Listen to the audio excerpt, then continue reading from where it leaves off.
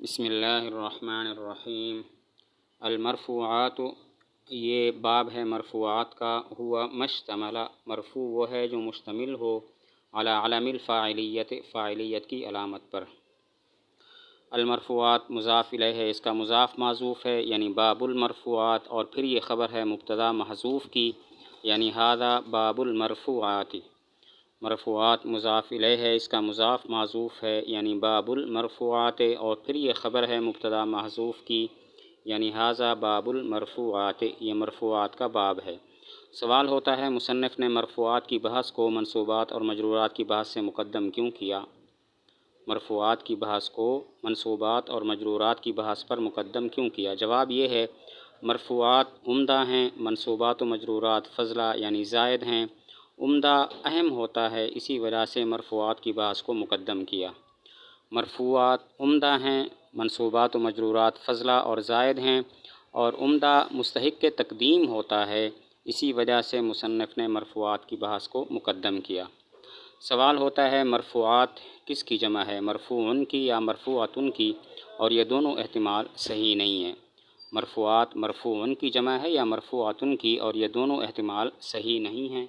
پہلا احتمال تو اس لیے صحیح نہیں کہ الف اور تا کے ساتھ مؤنث کی جمع آتی ہے جبکہ مرفوعن مذکر ہے، اور دوسرا احتمال اس لیے صحیح نہیں ہے کہ مرفوع ہونا اسم کی صفت ہے اور اسم مذکر ہے جبکہ مرفوعتن مؤنث ہے۔ سوال ہوتا ہے مرفوعات مرفوعن کی جمع ہے یا مرفوعتن کی؟ یہ دونوں احتمال صحیح نہیں ہیں۔ پہلا احتمال تو اس لیے صحیح نہیں کہ الف اور تا کے ساتھ مؤنث کی جمع آتی ہے جبکہ مرفوع مذکر ہے، اور دوسرا احتمال اس لیے صحیح نہیں کہ مرفوع ہونا اسم کی صفت ہے اور اسم مذکر ہے جبکہ مرفوعتن مؤنث ہے۔ جواب یہ ہے کہ مرفوعات مرفوعن کی جمع ہے۔ باقی رہا یہ کہ الف اور تا کے ساتھ تو مؤنث کی جمع آتی ہے جبکہ مرفوعن مذکر ہے، تو جواب یہ ہے کہ مرفوع ہونا اسم کی صفت ہے اور اسم مذکر غیر عاقل ہے، اور مذکر غیر عاقل کی صفت کی جمع الف اور تا کے ساتھ آتی ہے۔ جیسے یوم مذکر غیر عاقل ہے، اس کی صفت کی جمع الف اور تا کے ساتھ آتی ہے، جیسے الایام الخالیات۔ تو اسی طرح یہاں پر بھی مرفوع ہونا جو کہ اسم کی صفت ہے، اسم مذکر غیر عاقل ہے، اسی لیے اس کی صفت کی جمع الف اور تا کے ساتھ لائی گئی ہے۔ جواب یہ ہے کہ مرفوعات مرفوعن کی جمع ہے۔ باقی رہا یہ کہ الف اور تا کے ساتھ تو مؤنث کی جمع آتی ہے، مرفوعن مذکر ہے، تو جواب یہ ہے مرفوع ہونا اسم کی صفت ہے اور اسم مذکر غیر عاقل ہے، اور مذکر غیر عاقل کی صفت کی جمع الف اور تا کے ساتھ آتی ہے۔ جیسے یوم مذکر غیر عاقل ہے، اس کی صفت کی جمع الف اور تا کے ساتھ آتی ہے، جیسے الایام الخالیات۔ اسی طرح یہاں پر بھی مرفوع جو کہ اسم کی صفت ہے، اسم مذکر غیر عاقل ہے، اسی لیے اس کی صفت کی جمع الف اور تا کے ساتھ مرفوعات لائی جاتی ہے۔ ہوا مشتمل علی علم الفاعلیت، علم سے مراد علامت ہے اور فاعلیت سے مراد ہے کون الشیء فاعلا۔ تو مرفوع کی تعریف یہ ہے کہ مرفوع وہ ہے جو فاعلیت کی علامت پر مشتمل ہو۔ علم سے مراد علامت ہے، فاعلیت کا معنی ہے کون الشیء فاعلا، تو مرفوع کی تعریف یہ ہوئی کہ مرفوع وہ ہے جو فاعلیت کی علامت پر مشتمل ہو۔ فاعلیت کی علامت ضمہ، الف اور واو ہیں، چنانچہ مفرد ضمہ پر مشتمل ہوتا ہے، مفرد فاعلیت کی علامت ضمہ پر مشتمل ہوتا ہے، اور تثنیہ فاعلیت کی علامت الف پر مشتمل ہوتا ہے، اور جمع مذکر سالم فاعلیت کی علامت واو پر مشتمل ہوتا ہے۔ فاعلیت کی علامت ضمہ، الف اور واو ہیں، چنانچہ مفرد فاعلیت کی علامت ضمہ پر مشتمل ہوتا ہے، تثنیہ فاعلیت کی علامت الف پر مشتمل ہوتا ہے، اور جمع مذکر سالم فاعلیت کی علامت واو پر مشتمل ہوتا ہے۔ یہاں پر ہوا پر سوال یہ ہوتا ہے کہ ہوا ضمیر کا مرجع کیا ہے، مرفوعات یا مرفوعن؟ یہ دونوں احتمال صحیح نہیں۔ پہلا احتمال تو اس لیے صحیح نہیں کہ مرفوعات جمع ہے، ہوا ضمیر مفرد کی ہے، تو راجع مرجع میں مطابقت نہیں ہے، اور دوسرا احتمال اس لیے صحیح نہیں کہ مرفوع کا ذکر پیچھے نہیں ہے۔ اگر ضمیر کا مرجع مرفوع ہو تو اضمار قبل ذکر لازم آئے گا جو کہ جائز نہیں ہے۔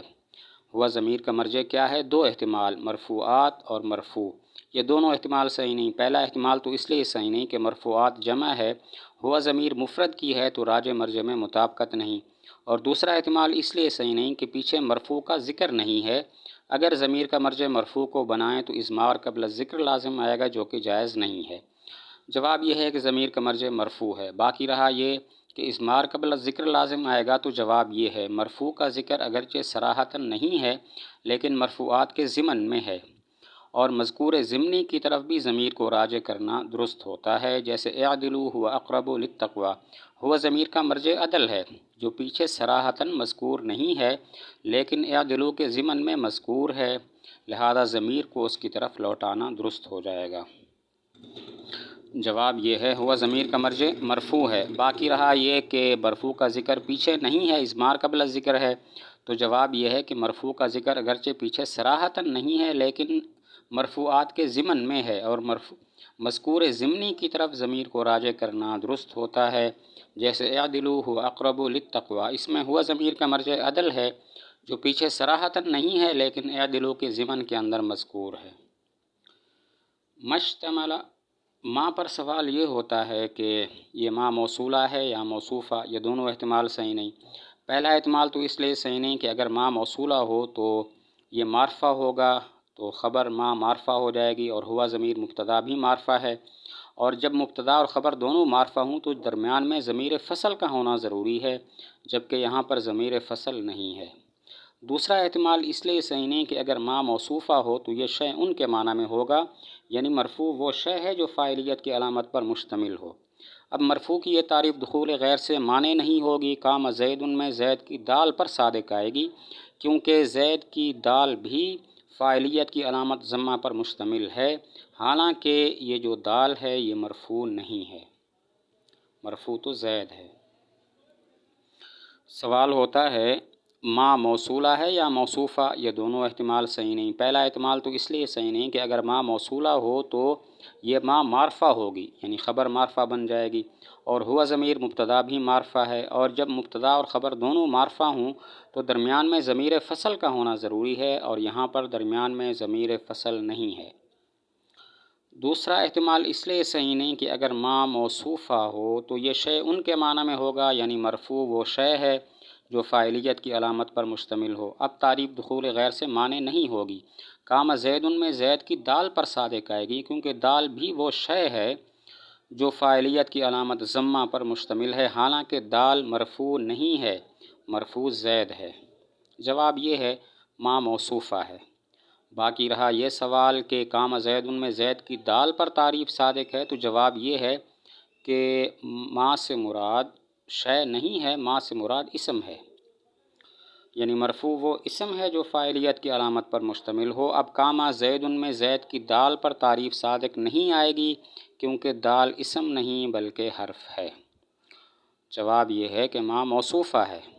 باقی رہا یہ سوال کہ تعریف زید کی دال پر صادق آئے گی، تو جواب یہ ہے ماں سے مراد شے نہیں ہے، ماں سے مراد اسم ہے، یعنی مرفوع وہ اسم ہے جو فاعلیت کی علامت پر مشتمل ہو۔ اب تعریف قام زید میں زید کی دال پر صادق نہیں آئے گی، کیونکہ دال اسم نہیں ہے بلکہ حرف ہے۔ علی علم الفاعلیہ، یہاں پر سوال ہوتا ہے کیا وجہ مصنف نے کہا ہوا مشتمل علی علم الفاعلیہ، یہ نہیں کہا علی علم الرفع؟ مرفوع وہ ہے جو رفع کی علامت پر مشتمل ہو۔ سوال ہوتا ہے کیا وجہ مرفوع کی تعریف میں کہا مشتمل علی علم الفاعلیہ، یہ کیوں نہیں کہا مشتمل علی علم الرفع؟ مرفوع وہ ہے جو رفع کی علامت پر مشتمل ہو۔ جواب یہ ہے مرفوع رفع سے ماخوذ ہے۔ اگر تعریف میں یہ کہیں علی علم الرفع، علی علم الرفع، تو لازم آئے گا تعریف میں معرف کا ذکر، اور تعریف میں معرف کا ذکر جائز نہیں ہوتا۔